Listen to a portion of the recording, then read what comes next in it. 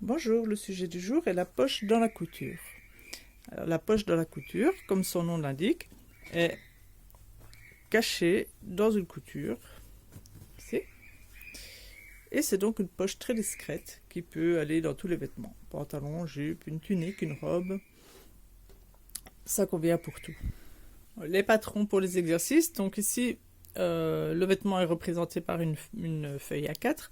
Faites attention de bien vérifier que votre valeur couture est à 2 cm parce que comme je n'ai pas tenu compte des marges d'impression, ça peut peut-être bouger à l'impression. On le coupe 2 fois parce qu'il y a donc une fois un devant et une fois un dos. Et la poche, c'est 2 fois parce que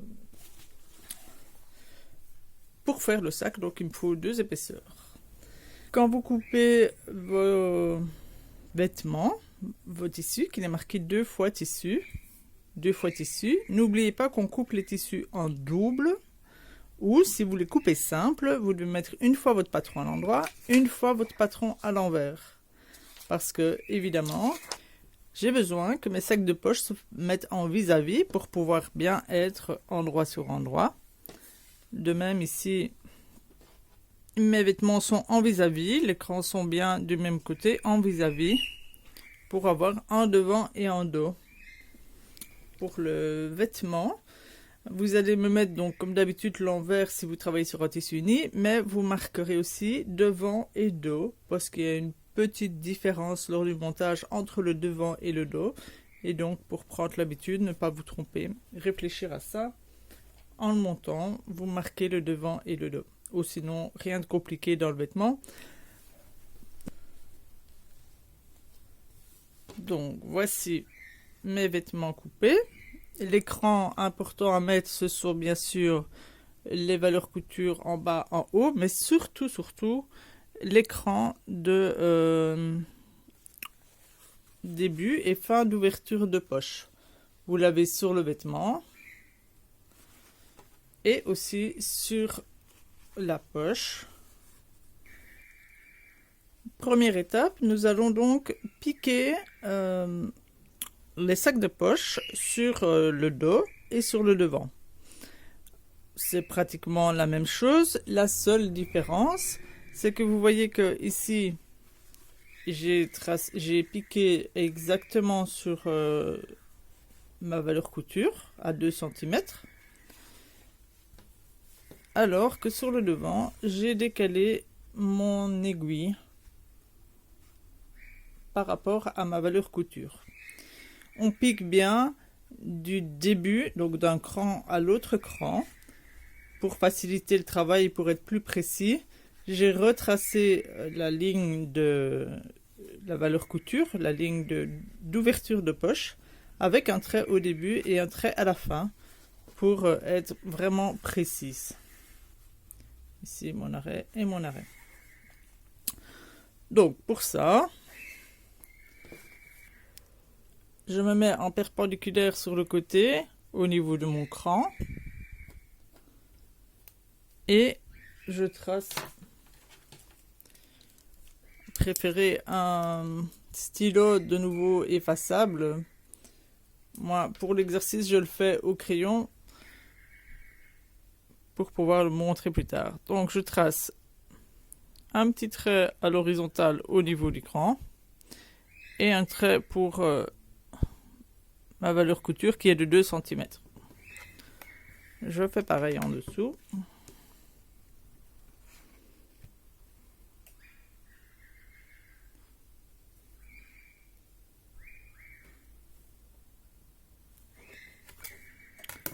Et je trace ma ligne de piqûre.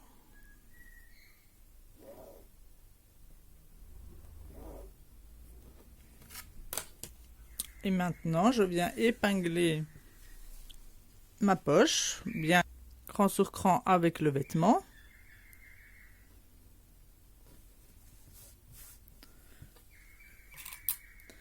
J'épingle juste avant ma marque. Je fais pareil de l'autre côté. Normalement, donc, elles se mettent toutes seules cran sur cran.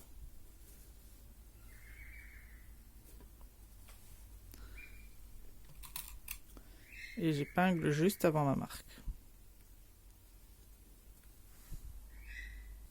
Je peux rajouter une épingle au milieu. Celle-ci c'était le devant, donc moi j'ai marqué devant. On fait la même chose sur le dos, et puis on peut aller à la machine, piquer l'ouverture de poche.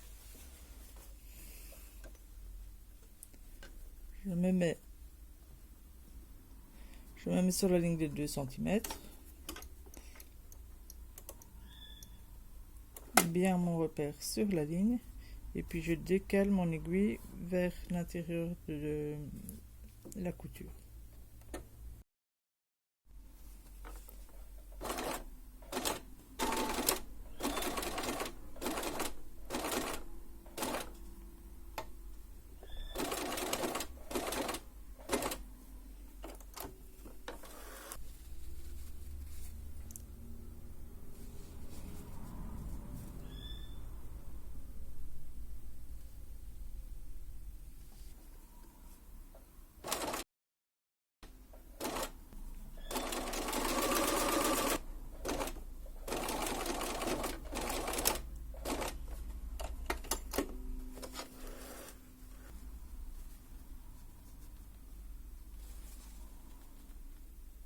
Mes poches sont piquées sur le vêtement.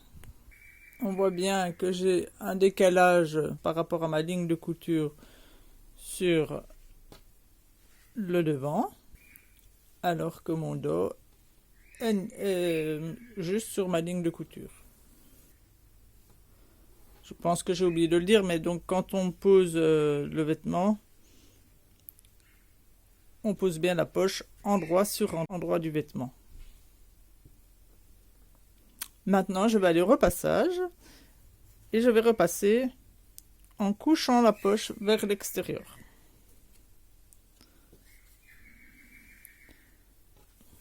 Et donc, j'ai bien des poches qui vont en sens contraire pour le dos et pour le devant.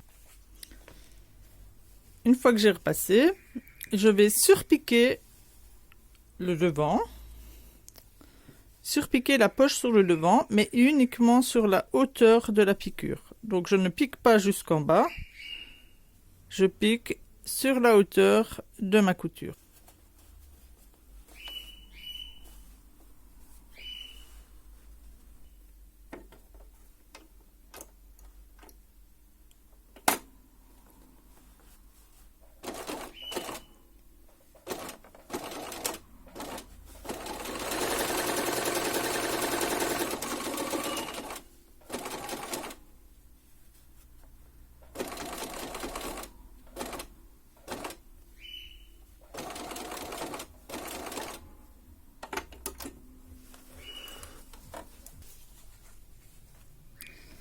Voici la poche devant surpiquée. Et vous voyez bien que je me suis arrêtée avec ma surpiqûre juste à la hauteur de ma couture. À ce stade-ci, avec ma poche avant rabattue et surpiquée, suivant l'épaisseur de mes tissus, je peux vider, donc dégrossir ma couture. Donc je coupe la valeur couture de moitié, mais uniquement de la poche évidemment, pas la valeur couture du vêtement. Ça permettra que quand j'aurai tout mon vêtement, toutes les épaisseurs ne viennent pas au même endroit et c'est plus discret. Ou sinon on a un gros paquet qui se voit dans le vêtement. Maintenant, nous allons assembler les sacs de poche.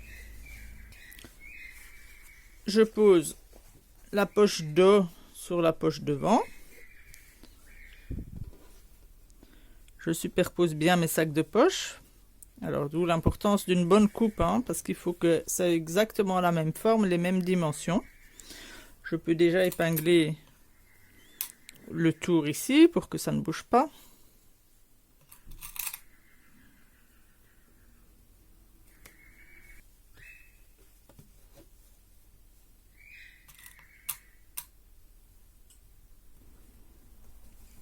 Et puis il faut que j'épingle dessus le début et la fin. Alors, pour ça je regarde l'endroit, là où j'ai mes 2 piqûres. Parce que l'endroit de la couture sera plié. Par contre l'envers, je dois déplier la couture. Je dois déplier la couture de la poche.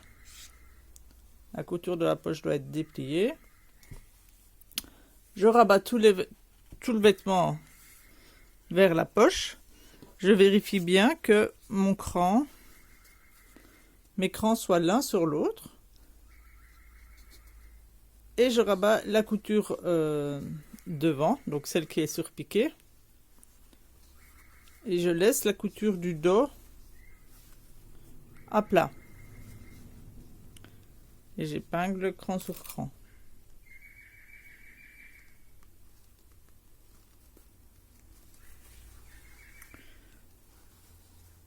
Je fais la même chose. De l'autre côté. Donc, hop. Je rabats le vêtement. Donc là, le devant. Je rabats le vêtement, ma couture est pliée. Elle reste comme ça. Le dos, je rabats le vêtement. Et la couture de la poche est plate. Je vérifie que je suis bien cran sur cran et j'épingle.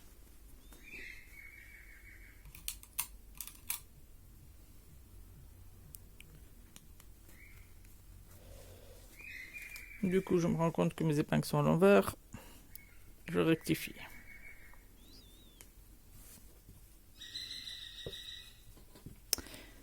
Et maintenant, je vais aller piquer le tour de ma poche tout autour à 1 cm et puis le surjeter.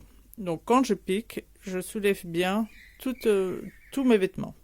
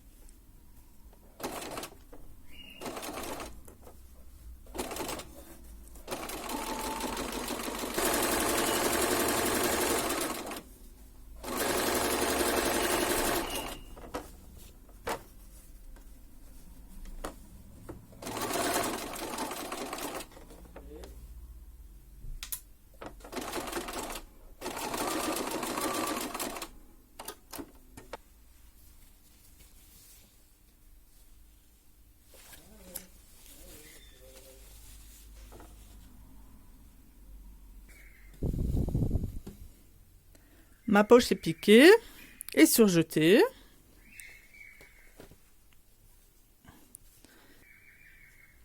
Je vais maintenant pouvoir piquer, assembler mes coutures de côté. Pour ça, je pose bien à plat. Et quand je vais piquer, je vais chaque fois partir de la poche vers l'extrémité. Et donc ici, j'épingle.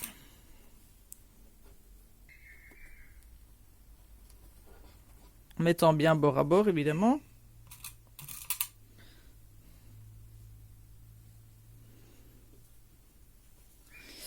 Ici, quand vous allez piquer, vous faites attention qu'il faut tirer sur le coin de la poche. Tirer sur le coin de la poche pour ne pas piquer dessus. Donc je le replie dans l'autre sens. Et je viens épingler contre. Comme vous êtes bien parti cran à cran, vos 2 crans se trouvent l'un sur l'autre, vos coutures arriveront au même endroit. Donc quand je pique, je replie ma poche pour ne pas prendre les épaisseurs dans le vêtement. J'épingle un côté. Je partirai de la poche vers le bas. Ensuite, je retourne le côté. Et je fais la même chose de l'autre côté. Où je partirai aussi de la poche vers l'extrémité de ma couture.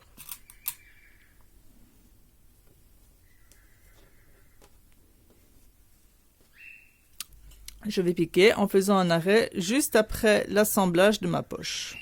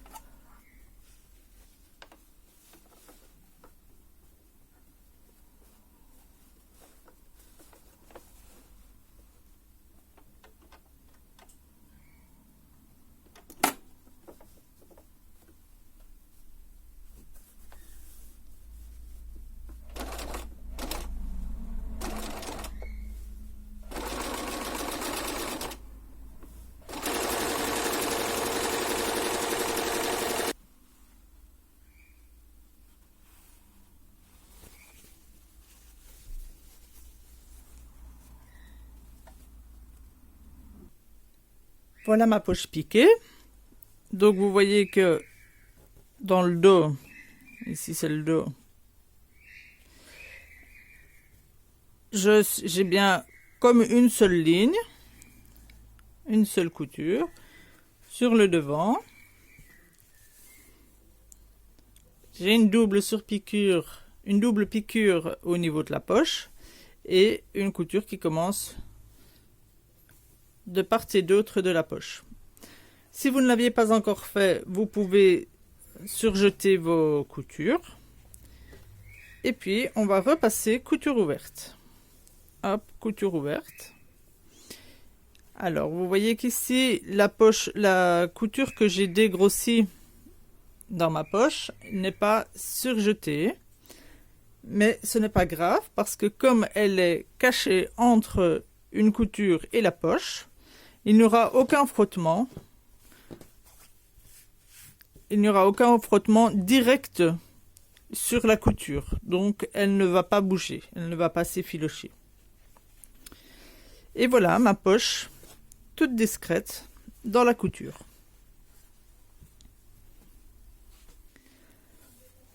Une dernière remarque. Ici, donc, nous avons surjeté. Mais j'aurais très bien pu soit biaiser mon fond de poche, soit dans du calicot, mais soit faire une couture anglaise. Donc, ce qui me permet de ne pas rajouter du biais qui est quand même plus volumineux et d'avoir une finition vraiment nickel. À vous de jouer maintenant, bon travail.